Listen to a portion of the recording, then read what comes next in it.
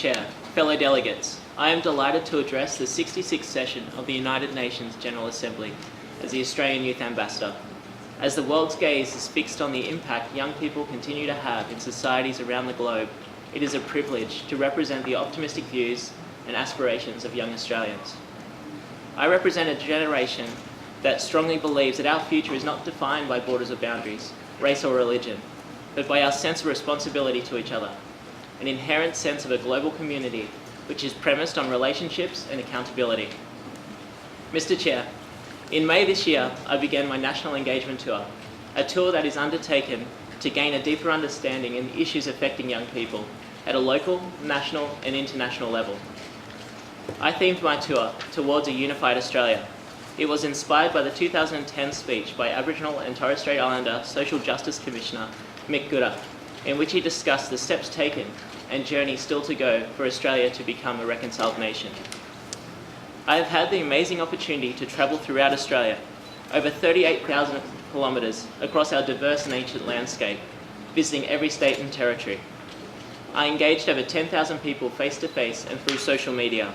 This opportunity continues to impact me, not only as the Youth Ambassador, but as a young Australian. I have witnessed the challenges that continue to face families and young people living with disabilities, their teachers' real concerns for their students' transition into further education and supported work, their families' ongoing struggle for affordable carers. I have felt the weight of hopelessness in our most fragile communities, struggling with the intergenerational impacts of drugs, alcohol, and cultural degradation. I have heard the concerns of the widening social gaps between generations and the growing trend of looking inward rather than looking outward. While these concerns are very real, I am also filled with a sense of hope and optimism in the progress being made to address these issues. Knowledge that our commitment to our community still exists, that our commitment to promote an equal and inclusive society is the core aspiration of enthusiastic and audacious young Australians. Over the past 6 months, I have had a particular focus on health, education, human rights and Indigenous affairs. My journey has provided an insight into each of these areas and has also highlighted the underlying common thread binding these areas, which is education.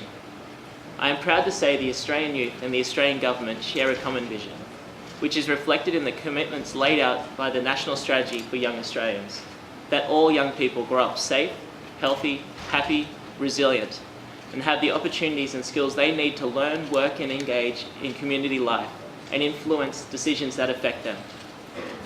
In the recent Listen to Children report produced by the Australian Task Force, a coalition of 100 organisations, including UNICEF, working with over 750 young people, identified that there are specific groups of children who are not always afforded the same educational opportunities as other students, denying capacity to fulfil their potential.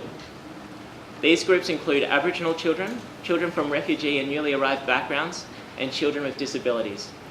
Mr. Chair, education is the basis for development of our future leaders, leaders in business, leaders in innovation, and ultimately leaders in our society. We as a nation believe to truly build capacity and equip not only these identified groups, but wider society with the skills they need to fulfill their potential, we must rethink education. We must rethink its delivery and its role in development and engagement of young people.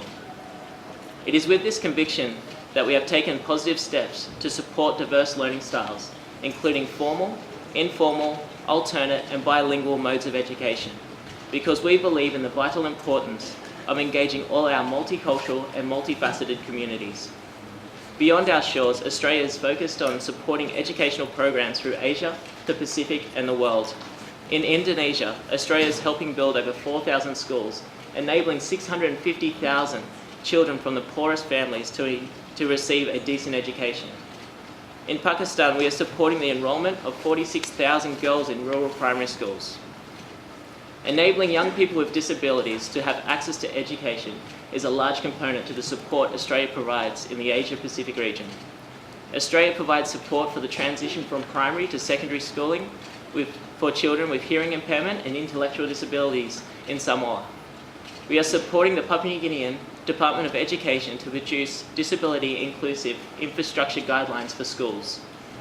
Mr. Chair, My vision for the future of society lies in the fundamental belief that I am my brother's keeper, that I am my sister's keeper, understanding that the lack of meaningful consultation at the grassroots level prior to implementing unprecedented measures affecting these same communities has an impact on all of our voices in all of our communities. Understanding that over 8 million displaced young people due to conflict, famine and environmental emergencies has an impact on all of our abilities to secure a future for humanity.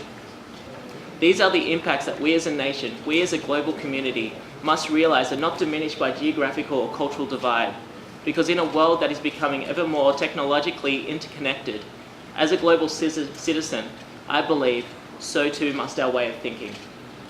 Mr. Chair, I support the Australian Rights Task Force recommendation to support and establish an independent National Children's Commissioner, a commissioner with the key responsibility of establishing the strategic direction for youth-based policy development and monitoring the extent to which Australian children are realising their rights under the United Nations Convention of the Rights of the Child, which Australia ratified in 1991. The creation of the National Children's Commissioner, not only in Australia but abroad, would be an important step for youth throughout the world, to ensure their voices are heard and respected, and to ensure that youth services are adequately resourced, implemented and supported through strong governmental frameworks. Mr. Chair, while there are many challenges and obstacles that face young people in Australia and indeed globally, a sense of optimism is evident in our future. It is the young boy from the small town of Tennant Creek, Northern Territory, who wants to become a police officer so he can keep his community safe. It is the Noongar language teachers from Bunbury, WA, who believe that culture in today's society is as relevant than ever. It is the vision shared by the young African refugee in Darwin with her goal to study medicine in Melbourne.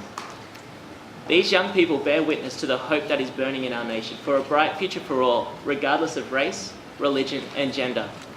Through a continued focus on education, social responsibility and support for young people's voices, I have great faith that positive change through social development is attainable in our communities, in our institutions and indeed our generation. Thank you very much.